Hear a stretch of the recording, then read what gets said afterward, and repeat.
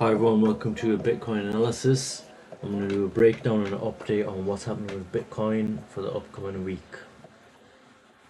The last video I did was on the 11th of June, so make sure you watch that. Let's start on Bitcoin. If you start on the weekly time frame, and if you see the blue levels drawn, so this is your weekly resistance, this is a weekly support. As you can see here, price moves from one level to another. You can see Bitcoin has now rejected the weekly resistance.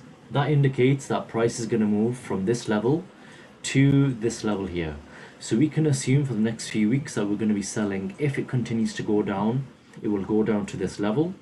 And then from here we could potentially look to retest the all-time highs once again. How do I know that? If you look at the weekly candlesticks, if I zoom in here, you can see here massive bearish candlestick for this week, so it's going down. The week before, if you remember, it was neutral. It was a spinning doji candlestick, indicates that buyers into the market, sellers into the market, prices remaining quite steady. You don't know whether it's going to go up or down for the next week. Again, the same with here. It was kind of an inverted hammerhead, but the candlestick is very small, so it's kind of a neutral candlestick once again. And then if you go back 1, 2, 3, 4 weeks, this is your bearish candlestick here. Well, that's where it made the last higher low. So this was indicating where the price could increase, it would continue to do so, or it could potentially reverse from here. However, now we've got that candlestick confirmation this week. We've got a bearish engulfing candlestick. It's engulfed the previous candlesticks that were there. Now price is going down from here. So now weekly is going down. We know it's going down. So our buys for the next week or next few weeks is to sell to this level here. Now let's go to a daily time frame, see if we can break it down even further.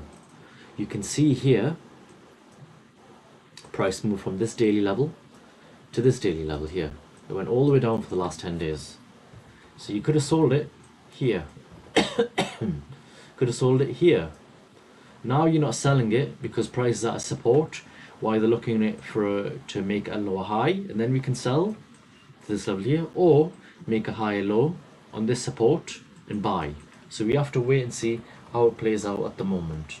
If you then go to a H4 time frame, you will see all the high lows with the zones and resistance. So here's your resistance, low high, here's your resistance, low high, here's another low high resistance, and here's your low resistance as well.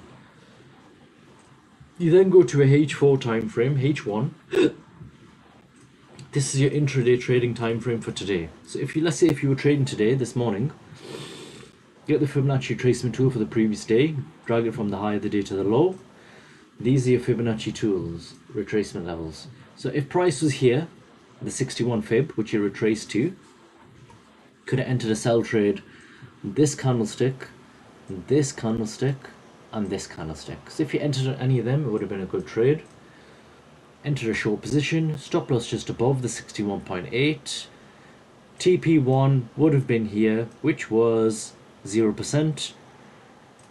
Price breached it, went all the way down to minus 23.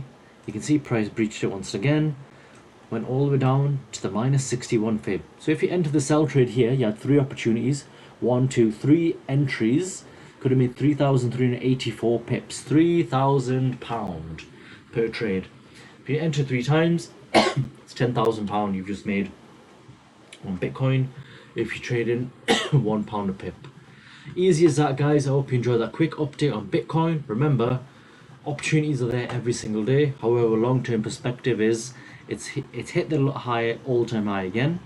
We're now expecting it to pull back to the 74,000 region in the coming weeks. Like, share, and subscribe. Peace.